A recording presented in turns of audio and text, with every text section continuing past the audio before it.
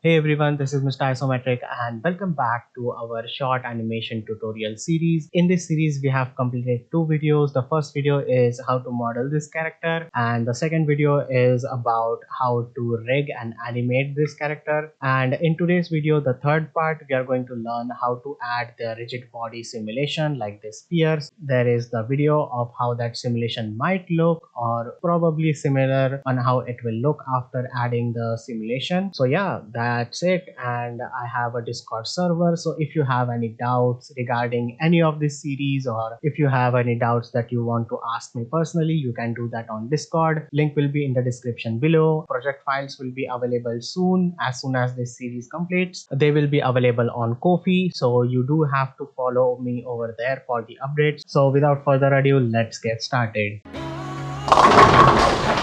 So the first thing we want to do is we want to select our capsule body, and as you know that this body is hollow inside, and this is how its mesh looks. Now you could go ahead and add the extra geometry over here, but you don't have to. It is completely optional. If you want to do it, you can. So all you need to do now is select the body, go over here the physics tab, and then make it a rigid body. And after you make it a rigid body, you have to make sure you click on the animated checkbox. You use this checkbox so that whenever something is animated, the mesh itself, it is animated, you have to click on it, or else the rigid bodies will not collide with each other. Now the convex hull, we need a collision shape, so we are going to use our mesh itself as our collision shape. So I'm just going to click on mesh. Source, let's keep it at deform. Now the sensitivity, it totally depends on you.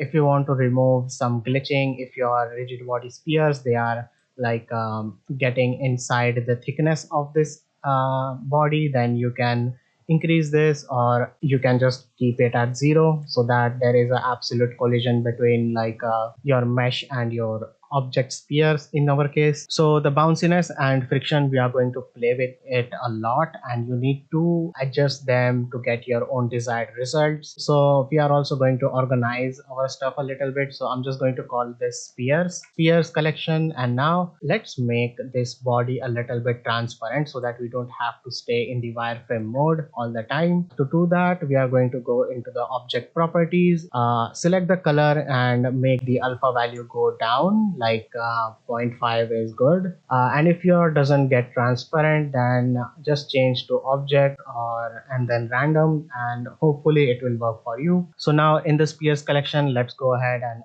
add a sphere. Now I'm going to add a icosphere. We are going to first scale it to the reference, something like this. I think 0.12 is a really nice scale. I'm just going to add a 0.14. Okay, so this scale is nice, and if you shade it smooth, it looks really good. But you can go ahead and make it a little bit more high poly if you want.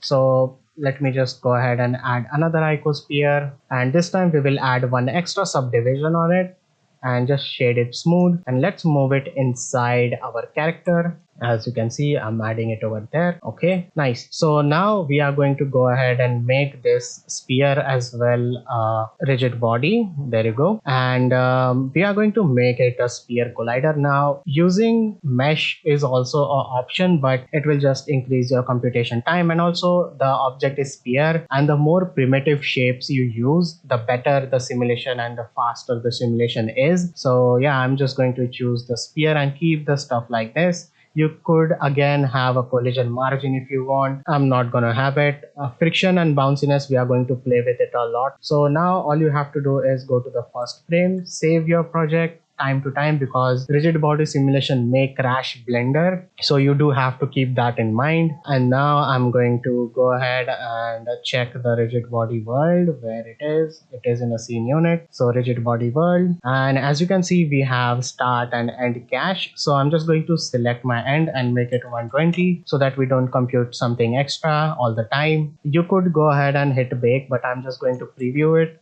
real quick. So if we hit spacebar, you'll see that our sphere, it is moving around inside, and you can see over there as well, our sphere, it is moving really nicely. So now we need to play with the bounciness setting.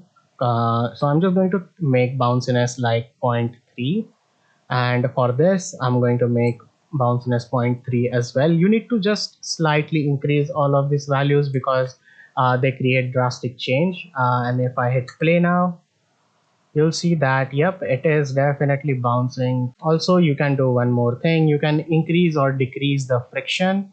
So I'm just going to make this friction 0.7. Let's make this friction to be 0.6, and let's hit play. So it will now stick to the surface a little bit more. So I think this is good enough. I will play with this value a little bit more, and once I'm happy with it, I'll just cut the video till over there and I'll give you the final values that I have. So I think this values works right now. So for the sphere, I have 0.6 friction and bounciness is 0.5. And for the surface itself, I have zero point 0.7 friction and bounciness of zero point 0.6. You can again go ahead and play with these values by yourself. You can also decrease the mass of the sphere itself so that it bounces a little bit more because it has less mass now. So yeah, you can also experiment with the mass value. Now what we are going to do is we are going to select the sphere and then we are going to duplicate it once time. So I'm just going to duplicate them like that. Select both of them, duplicate, select all of them, and then duplicate it again. So you gotta duplicate these spheres as many times as you want. There you go. You can also rotate them. And now I'm just going to select one of the sphere and then let's do Shift D. And as we are using the sphere collider, the mesh intensity actually doesn't matter, and you can go ahead and add as many as spheres you want. You don't even have to worry about the geometry or how much mesh data you have right now. So I think this are good amount of spheres. You can also count how many spheres you have by just going to the collection, right clicking and selecting the object, and it will say that we have 28 objects selected. So 28 spheres sounds about right. If you ever want to scale them down, you could always link the object data, or you could just go ahead and select individual of them by going over the individual origin, and if you scale it down, you can scale them easily, every one of them at once. And don't forget to apply the rotation and scale. Okay, now this looks pretty good. Now I'm going to simulate it one more time. Let me just stay into the wireframe mode, and now if I hit play, you'll see that my spheres, they are moving inside and our rigid body simulation is working really nicely. So now all you have to do is go to the scene properties once you're happy with all your values, and then just hit click on bake. So after baking your simulation, you'll see that it is now effortlessly it will work, and if you delete any of the sphere, other sphere will take its position, so make sure you don't delete any one of them. And now you can even remove the rigid body from over here and it will still work because everything is cached now. And this is how you add the rigid body spheres to our character. So in the next video we are going to go ahead and add the shading and the lighting, as you can see over here. And to stay tuned for that video, all you have to do is subscribe and ring that notification bell icon. Also, to support me, you can go ahead and like this video. You can also ask your doubts in the comment section. You don't have to join the Discord. Once again, the project files will be available on Ko-fi for free for everybody, but if you feel like donating, it will be really appreciated. And yeah, thank you all so much for watching. I hope this helps you to learn animation in some different way, and it helps you in your future project. And yeah, thank you all so much for watching. I'll see you in the next video. Bye bye.